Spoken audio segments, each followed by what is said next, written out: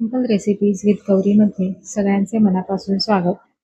आषाढ महिना चालू आहे. आता श्रावण महिन्याची चाहूल लागणार आहे. त्याआधी आखाडी सगळ्यांकडेच साजरी केली जाते आणि तेव्हा हे वडे बनवले जातात. तर आज आपण तेच बनवणार आहोत. त्यासाठी मी ते वड्याचं पीठ घेतलेलं आहे, मालवणी वड्याचं पीठ. याच्या रेसिपीचा शॉर्ट व्हिडिओ मी अपलोड केलेला आहे, तो नक्की चेक करा. यामध्ये आता घातलेलं आहे मीठ, हळद, थोडीशी हळद घातलेली आहे आणि लागेल तसं पाणी घेऊन आपल्याला हे पीठ मळून घ्यायचं आहे. खूप जास्त पातळ किंवा खूप जास्त घट्ट असं हे पीठ मळायचं नाहीये. चपातीपेक्षा थोडंसं लूज असं हे आपल्याला ठेवायचं आहे, पण खूप जास्त पातळ करायचं नाहीये. आता या मालवणी वड्यांमध्ये सुद्धा अनेक प्रकारची धान्य असतात. चवीला खूप जास्त चांगले असतात, पौष्टिक असतात. यामध्ये आपण मेथ्या सुद्धा घालतो. याची पूर्ण रेसिपीचा व्हिडिओ सुद्धा लवकरच येईल, पण शॉर्ट व्हिडिओ मी टाकलेला आहे, तो तुम्ही नक्की चेक करा. आता पीठ हे मी इथे थोडं थोडं पाणी घालून मळून घेते. तर बघा, असं या पद्धतीने एवढं घट्ट मी हे पीठ ठेवलेलं आहे. त्याच्याहून जास्त घट्ट किंवा जास्त सैल आपल्याला ठेवायचा नाहीये. आता थोडं शेवटला तेलाचा हात घेते मी आणि थोडं एक चमचाभर किंवा अर्धा चमचा असं तेल घेऊन आपल्याला 1 मिनिटभर आणखीन हे पीठ मळून घ्यायचं आहे.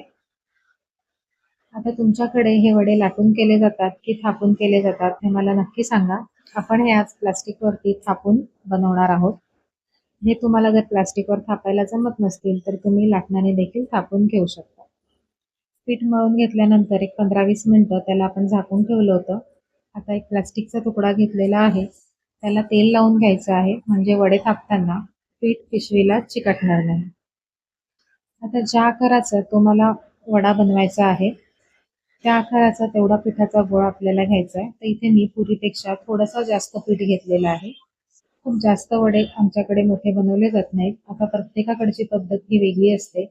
काही जणांकडे थोडे पातळ असतात, तर काही जणांकडे खूप जास्त जाड असे हे वडे असतात.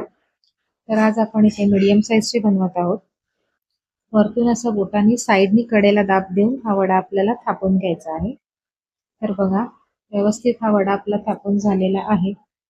आता याला आपण तळून घेणार आहोत. एका वेळेला खूप जास्त वडे तुम्ही बनवून घेऊ शकत नाही, नाहीतर ते पीठ सैल सैल होत जातं आणि वड्याचा शेप बिघडतो. तेल इथे कडकडीत गरम करून घ्यायचं आहे. थोडासा पिठाचा गोळा तेलात सोडून टेम्परेचर चेक करून मगच आपल्याला वडा तेलात सोडायचा आहे. वडा तेलामध्ये सोडल्या सोडल्या लगेचच त्याला झारा लावायचा नाहीये. तो छान असा फुगून वर येतो. तर तुम्ही बघू शकताय, लगेचच तो फुगून वर येतो. त्यानंतर झाऱ्याने थोडं थोडं वरती तेल सोडायचं आहे आणि मग थोड्या वेळाने असं खालच्या बाजूने आपल्याला वाटलं की गुलाबी रंग छान सोनेरी आलेला आहे, की मग आपल्याला दुसऱ्या साईडून सुद्धा असाच तळून घ्यायचा आहे. एका मिनिटभराच्या आत हा वडा तळला जातो.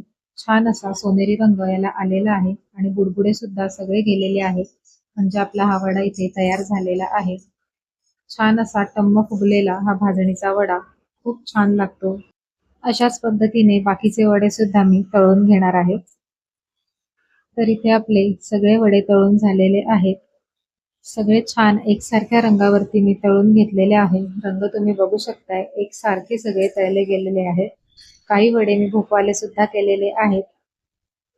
आता तुम्ही जर व्हेजिटेरियन असाल तर हे वडे तुम्ही कोणत्याही रस्सा भाजी बरोबर, जशी की काळ्या वाटाण्याची भाजी, सुरणाची भाजी, अगदी छान लागतात. हे नक्की ट्राय करून बघा. आखाडी जवळ येत आहे तर सगळ्यांकडे घरोघरी हे बनवले जातातच. एक आपण तोडून सुद्धा बघूया. अगदी छान असा वरती पापुद्रा येतो आणि असा छान हलकासा हा वडा तयार होतो. अजिबात कच्चा वगैरे आतून राहत नाही. रेसिपी आवडली असेल तर व्हिडिओला लाईक करा, शेअर करा आणि अशाच रेसिपीज बघण्यासाठी सिंपल रेसिपीज विथ गौरी या चॅनलला सबस्क्राईब करून बेल आयकॉन सुद्धा प्रेस करा. नमस्कार.